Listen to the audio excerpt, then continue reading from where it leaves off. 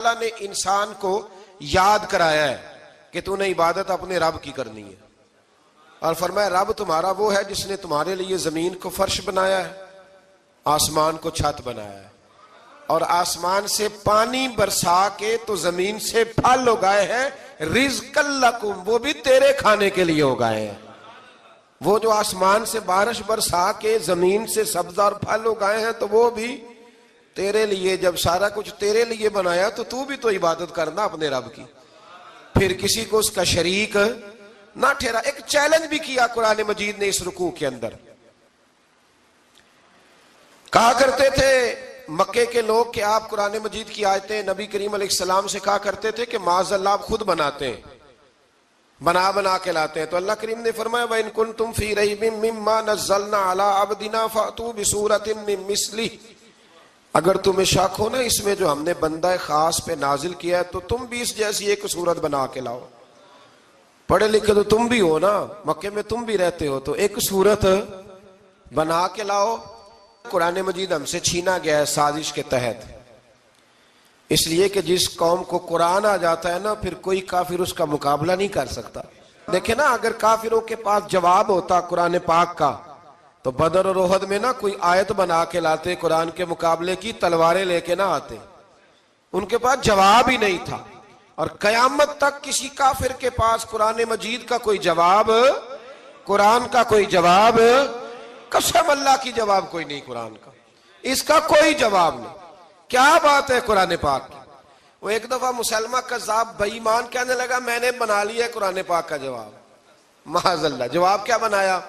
وہ صورت ہے نا القاریۃ ما القاریۃ وما ادراک ما القاریۃ، کھڑکھڑانے والی کیا ہے، کھڑکھڑانے والی تمہیں کیا پتا کیا ہے کھڑکھڑی، قیامت کا ذکر ہے۔ کہنے لگا میں نے اس جیسی صورت بنا لیا، تو کیا بنایا؟ الفیل مل فیل وما ادراک ما الفیل۔ کہنے لگا ہاتھی، تمہیں کیا پتا کیا ہاتھی، تم کیا جانو کیا ہاتھی۔ تو پاس جو اس کے اپنے بیٹھے تھے نا چیلے، کہنے لگے چپ کر جا، سارے زمانے کو پتا ہے ہاتھی کیا ہوتا ہے۔ تو پاگل ہے، اس کے دو کان ہوتے ہیں، ایک سونڈ ہوتی ہے، چار اس کے پیر ہوتے ہیں۔ بیوقوف آدمی قرآن کا مقابلہ کرنا ہے تو کچھ چج کے ساتھ کر، پاگلوں کی طرح مقابلہ کرے گا، جوتے کھائے گا بھی ہمیں بھی پڑھوائے گا۔ تو قرآن مجید کا کوئی مقابلہ کر سکا؟ تو اس آیہ مبارکہ میں اللہ نے کافروں کو یہ کہا اگر مقابلہ نہیں کر سکتے تو پھر اللہ سے ڈرو، ورنہ دوزخ میں ڈالے جاؤ گے، وہ جس کا ایندھن آدمی اور پتھر ہے، اور بنائی بھی کافروں کے لیے گئی ہے۔ اعدت للکافرین، جہنم کس کے لیے بنائی گئی ہے؟ کافروں اور منافقوں کے لیے۔ مسلمانوں کے لیے بنائی گئی، مسلمان مرضی سے چھلانگے لگائیں تو ان کی موج ہے، ورنہ ان کے لیے جہنم، ان کے لیے اللہ نے جنت بنائی ہے۔ اور یہ بات کرتے ہی رب کریم نے فرمایا اے محبوب علیہ السلام مومنوں کو خوشخبری دے دیں کہ اللہ نے ان کے لیے جنت بنائی ہے، اس میں باغات ہیں، انہیں رزق دیا جائے گا کھانے کے لیے، اور اس میں انہیں پاکیزہ بیویاں دی جائیں گی، اور پھر وہ اس میں ہمیشہ رہیں گے، انہیں اس سے نکالا نہیں جائے گا۔ آگے جو آیات کریمہ ہے نا اس کے اندر اللہ تبارک و تعالیٰ نے فرمایا ہے کہ اللہ حیا نہیں کرتا سمجھانے کے لیے مچھر کی مثال بھی دینی پڑے۔ فرمایا قرآن سے کچھ لوگ ہدایت حاصل کرتے ہیں اور کچھ گمراہ ہو جاتے ہیں۔ جب لوگ اپنی مرضی کی تشریحات چاہتے ہیں تو گمراہ ہوتے ہیں، اور جب قرآن کو رسول اللہ صلی اللہ علیہ وسلم اور امت مسلمہ کی تشریحات کی روشنی میں سمجھتے ہیں تو پھر اللہ ہدایت عطا فرماتا ہے۔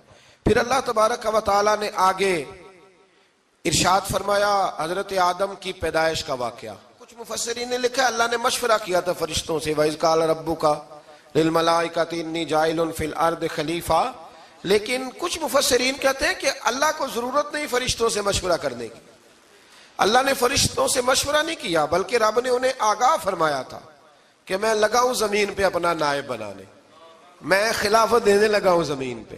اب یہ تو دینے والی کی مرضی ہے نا اس نے کس کو دینی ہے، یہ تو دینے والے کی مرضی ہے نا اس نے۔ تو کچھ لوگ کہتے ہیں کہ دینے والے سے زیادہ ہمیں پتہ ہے، تو فرشتوں کو بھی یہ اجتہادی خطا ہو گئی، کہنے لگے یا اللہ اسے نہ بنانا، یہ فساد کرے گا، یہ خون ریزیاں کرے گا۔ تو اللہ نے فرمایا جو میں جانتا ہوں وہ تم، اللہ اکبر۔ امام راضی فرماتے جب رمضان آتا ہے تو اللہ فرشتوں سے کہتا ہے ذرا یہ کھول کے دروازے دیکھو نا یہ زمین پہ کیا کر رہے ہیں، تم تو کہتے تھے فساد کریں گے اور یہ سارے تراویحاں پڑھ رہے ہیں. تم تو گویا کہتے تھے فساد کریں گے اور یہ تو دیکھو گویا رمضان کے روزے رکھ رہے ہیں. یہ تو میری یاد میں نکلے ہوئے. تم کچھ کہتے تھے اور دیکھو میں نے تمہیں کہا تھا نا جو میں جانتا ہوں وہ تم. اللہ نے پھر حضرت آدم علیہ السلام کو تمام زمانے کے علوم عطا کیے, علم سکھا لیا. تو فرشتوں سے کہا تم بھی ان چیزوں کے نام بتاؤ, تو وہ بتا سکے نہیں. اللہ نے فرمایا اب اس طرح کرو, آدم کو سجدہ کرو. سب نے سجدہ کیا سوائے. وہ کہنے لگا یا اللہ صرف تجھے ہی کرنا ہے. کرنا بھی صرف اللہ کو چاہیے, پر رب کے آگے بھی جھکنا چاہیے, اور جس کے سامنے رب جھکائے نا وہاں بھی. اور یہ جو عاجزی ہے نا, یہ جو جھکنا ہے, یہ علم کے آگے ہے. ہماری مصیبت یہ ہے کہ ہم علم کے آگے بھی گردن جھکانے کو تیار نہیں ہوتے, وہاں بھی ہم خود عالم فاضل بن جاتے ہیں. تو فرمایا کہ سب سے کہا سجدہ کرو. سب نے سجدہ کیا سوائے ابلیس کے. تو پھر ہوا کیا وکان من الکافرین, وہ کافروں میں سے ہو گیا. پھر اللہ نے حضرت آدم کو اور جناب حوا کو نا مقام دے دیا جنت میں رہنے کے لیے, اور کہا سارا کچھ کھانا, درخت کے قریب نہ جانا. ابھی آپ کسی سے کہہ دیں تھوڑا سا کہ پیچھے نہ دیکھنا, یعنی اگر میری سمجھ لیں ادب کی وجہ سے کوئی 1.5-2 منٹ یا 6 منٹ نہیں بھی نہ دیکھے گا تو سوچے گا ضرور کہ پتہ نہیں اب پیچھے کیا ہے, مصیبت کیا ہے. یعنی آپ کہہ کے دیکھ لیں کسی کو, پیچھے نہ دیکھنا. فطرت ہے نا انسان کی, وہ جستجو کرتا ہے. کہا اس درخت کے پاس نہ جانا. تو حضرت حوا سلام اللہ علیہ کہتے ہیں دل میں خیال رہتا تھا کہ آخر ہے کیا درخت کے پاس.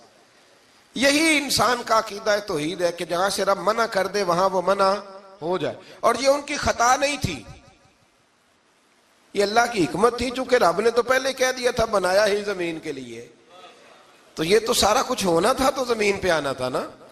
تو حضرت حوا اور جناب آدم کے پاس شیطان آیا, اب اس کو نکال تو دیا تھا پر ابھی اس کا جنت میں آنا جانا بند نہیں ہوا تھا, یہ بھی اللہ کی حکمت تھی.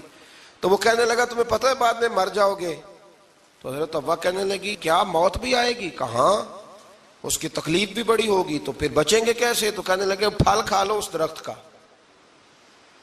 تو بچنے کے لیے پھل کھایا تھا. جس طرح لوگ آج بہت سارے کام بچنے کے لیے کرتے ہیں پر بچ سکتے, بچنے کے لیے پھل کھایا. تو اللہ نے فرمایا زمین پہ چلے جاؤ. تو حضرت آدم زمین پہ آئے, پھر کئی 100 سال روتے رہے. فَتَلَقَّى آدَمُ مِن رَبِّهِ